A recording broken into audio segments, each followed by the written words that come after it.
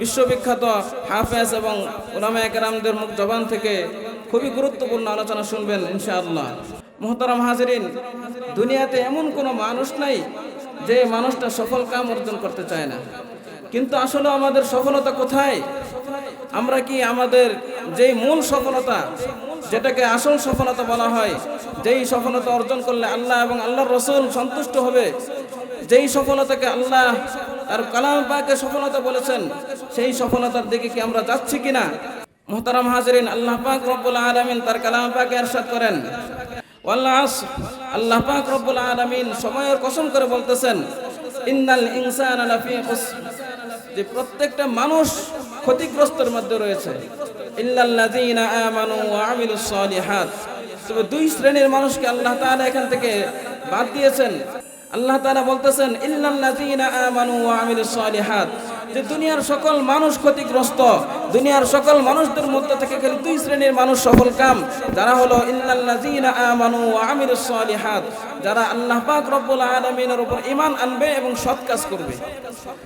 মুহতারাম হাজিরিন, যে ব্যক্তি এই দুইটা কাজ করতে পারবে, আল্লাহ পাক রব্বুল আলামিন বলতেছেন ইল্লাল্লাযীনা আমানু ওয়া আমিলুস সালিহাত, যারা ঈমান আনবে এবং সৎ কাজ করবে তাদেরকেই আল্লাহ তাআলা এই ক্ষতিগ্রস্ত মানুষদের থেকে আলাদা করে বলতেছেন যে এরাই হলো সফল কাম।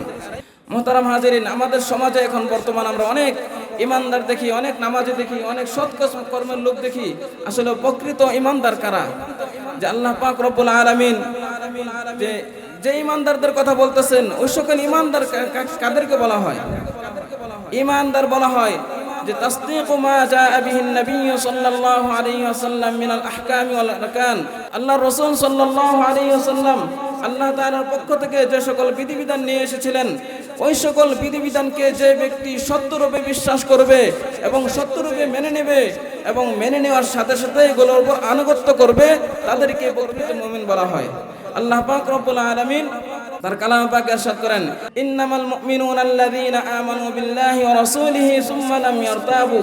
আল্লাহ তাআলা বলতেছেন প্রকৃত মুমিন হলো তারাই, আমানু বিল্লাহি ওয়া রাসূলিহি, যারা আল্লাহ এবং আল্লাহর রাসূলের উপর ঈমান আনবে, সুম্মা লাম ইয়ারতাবু, এরপরে সে কোনো প্রকার সন্দেহ করবে না যে আল্লাহ পাক রব্বুল আলামিন তার কালাম পাকে যেই জিনিসটাকে হালাল করেছেন সেটাকে সে হালাল হিসেবে মেনে নেবে, যেই জিনিসটাকে আল্লাহ তাআলা হারাম বলেছেন সেটাকে হারাম হিসেবে মেনে নেবে, আল্লাহ পাক রব্বুল আলামিন যেটাকে আদেশ করেছেন সেটাকে আদেশ হিসেবে মেনে নেবে, যেটাকে নিষেধ করেছেন সেটা থেকে দূরে থাকার চেষ্টা করবে। যে ব্যক্তি এর ভিতরে কোনো প্রকার সন্দেহ রাখবে না, তাকেই আল্লাহ তাআলা বলতেছেন ইন্নামাল মুমিনুনা আল্লাযীনা আমানু বিল্লাহি ওয়া রাসূলিহি সুম্মা লাম ইয়ারতাবু।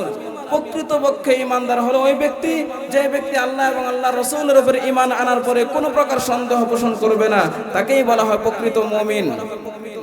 মুহতারাম হাজিরিন, প্রকৃত মুমিন রাসূল করিম সাল্লাল্লাহু আলাইহি ওয়াসাল্লামের জামানায় প্রকৃত মুমিন ছিলেন সাহাবায়ে কেরাম। পক্ষান্তরে যে আল্লাহ পাক রব্বুল আলামিনের পক্ষ থেকে যে বিধিবিধানগুলো নিয়ে এসেছিলেন, ওই বিধিবিধানগুলোকে অস্বীকার করেছিলেন তৎকালীন জামানার ইহুদি জাতি। এই ইহুদি জাতি রাসূল করিম সাল্লাল্লাহু আলাইহি ওয়াসাল্লাম যে শেষ নবী, এটাও তারা জানতো। সেটা জানার পরে রাসূল সাল্লাল্লাহু আলাইহি ওয়াসাল্লাম যে বাণী নিয়ে এসেছিলেন কোরআনে কারীম, এই কোরআনে কারীম যে আল্লাহ তাআলার পক্ষ থেকে একটি নির্বাচিত কিতাব, বান্দার জন্য একটি হুকুম আহকামের কিতাব, এটাও তারা জানতো। কিন্তু তারা কি করে নাই? মানতে পারে নাই যে রাসূল সাল্লাল্লাহু আলাইহি ওয়াসাল্লামকে তারা সত্য বলে বিশ্বাস, এই বিশ্বাস না করার কারণেই তারা প্রকৃত মুমিন হতে পারে নাই এবং তারা মুমিন হতে পারেন, তারা বিধর্মী ইহুদি জাতি হিসেবে দুনিয়াতে বসবাস করতেছে। আল্লাহ পাক রব্বুল আলামিন তাদের ব্যাপারে বলেন, আল্লাযীনা আতাইনাহুমুল কিতাবা ইয়ারিফুনাহু কামা ইয়ারিফুনা আবনাআহুম ওয়া ইন্না ফারীকাম মিনহুম লা ইয়াকতুমুনাল হাক্কা ওয়া হুম ইয়ালামুন।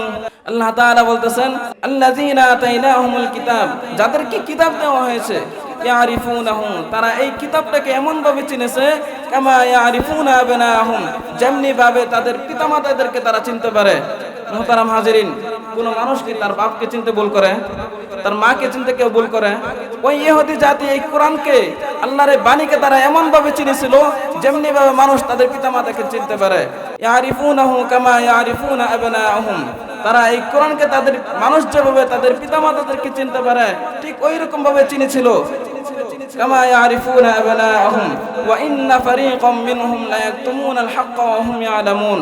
তারা এত স্পষ্টভাবে কোরআনকে রাসূলকে চেনার পরেও ওয়া ইন্না ফারীকাম মিনহুম, তবে তাদের মধ্যে থেকে একটি দল, এই যে তারা রাসূলকে কোরআনকে তারা সত্য বলে বিশ্বাস করেছিল, চিনতে পেরেছিল, এই চেনার পরে তারা মানতে পারে নাই। কেন? ওয়া ইন্না ফারীকাম মিনহুম লা ইয়াকতুমুনাল হাক্কা ওয়া হুম ইয়ালামুন, নিশ্চয়ই তাদের মধ্য থেকে একটি দল এই সত্য জানাকে তারা গোপন রেখে তারা আল্লাহ রাসূলের বিরোধিতা লেগে গিয়েছিল, এজন্যই তারা মুমিন হতে পারে নাই।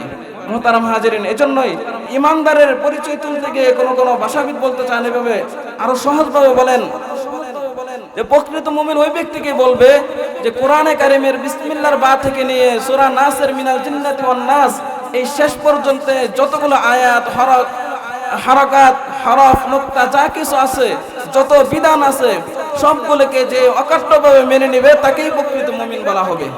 যদি এর ভিতরে কেউ অস্বীকার করে, আল্লাহ পাক রব্বুল আলামিন সুদকে হারাম করেছেন, কেউ যদি সুদকে হালাল মনে করে তাকে মুমিন বলা যাবে না। আল্লাহ পাক রব্বুল আলামিন কোরআনে কারিমে রাসূলকে শেষ নবী বলেছেন, কেউ যদি রাসূলকে শেষ নবী না মানে তাকে মুমিন বলা যাবে না। আল্লাহ পাক রব্বুল আলামিন তার কালাম পাকে নামাজকে 5 ওয়াক্ত নামাজকে ফরজ করেছেন, কেউ যদি এই 5 ওয়াক্ত নামাজকে অস্বীকার করে তাকে মুমিন বলা যাবে না। এমনি ভাবে প্রত্যেকটা বিধিবিধানকে কেউ যদি অস্বীকার করে তাকে কোনো প্রকার মুমিনের কাতারে বলা যাবে না। তো মুহতারাম হাজিরিন, যদি এরকম ভাবে আমরা প্রকৃত মুমিন হই তাহলে সফল হব কিভাবে? সফল হওয়ার জন্য আল্লাহ পাক রব্বুল আলামিন বলতেছেন, মান আমিলা সালিহাম মিন যাকারিন আও উনসা ওয়া হুয়া মুমিন ফালানুহইয়ান্নাহু হায়াতান তাইয়্যিবাহ ওয়া লানাজজিয়ান্নাহুম আজরাহুম বিআহসানি মা কানু ইয়ামালুন। আল্লাহ পাক রব্বুল আলামিন বলতেছেন, মান আমিলা সালিহাম মিন যাকারিন আও উনসা ওয়া হুয়া মুমিন, যে সকল নারী এবং পুরুষ সৎ কাজ করবে, ওয়া হুয়া মুমিন, মুমিন অবস্থায়, ফালানুহইয়ান্নাহু হায়াতান তাইয়্যিবা, আল্লাহ পাক রব্বুল আলামিন বলতেছেন যে ওই ব্যক্তিকে আমি উত্তম জীবন দান করব। ফালানুহইয়ান্নাহু হায়াতান তাইয়্যিবা, দুনিয়াতে সে আরামদায়ক জিন্দেগি উপভোগ করতে পারবে। ওয়ালা নাজজিয়ান্নাহুম আজরাহুম বিআহসানি মা কানু ইয়ামালুন, আল্লাহ তাআলা বলতেছেন অবশ্যই আমি তাকে, সে যে আমল করলো, ঈমান আনলো, এটার বিনিময়ে তাকে উত্তম প্রতিদান দান করব। তো মুহতারাম হাজিরিন, আল্লাহ পাক রব্বুল আলামিন মুমিন বান্দাদেরকে দুনিয়াতে উত্তম জীবন দান করবে এবং পরকালে তাদেরকে সুখময় জান্নাত দান করবেন। ওয়াদাল্লাহুল লাযীনা আমানু ওয়া আমিলুস সালিহাত, আল্লাহ তাআলা বলেন ইন্নাল্লাযীনা আমানু ওয়া আমিলুস সালিহাতি কানাত লাহুম জান্নাতুল ফিরদাউসি নুজুলা, যে যারা ঈমান আনবে এবং সৎ কাজ করবে তাদের জন্য রয়েছে যে জান্নাত রয়েছে, তাদের জন্য জান্নাতুল ফিরদাউস রয়েছে। তো মুহতারাম হাজিরিন, যে সময় সংক্ষিপ্ত পরিসরে ঈমান সম্পর্কে যতটুকু বললাম, যে মুহতারাম হাজিরিন, ঈমান হলো এমন একটা জিনিস যে যেই ব্যক্তির উপর ভিতরে ঈমান আছে সে দুনিয়া এবং আখিরাত উভয় জগতে সফল কাম। তো মুহতারাম হাজিরিন, আল্লাহ তাআলা আমাদেরকে ঈমানের মতো দৌলত হাসিল করার তৌফিক দান করুন এবং সাথে সাথে নেক আমল করার মতো সৌভাগ্য দান করুন।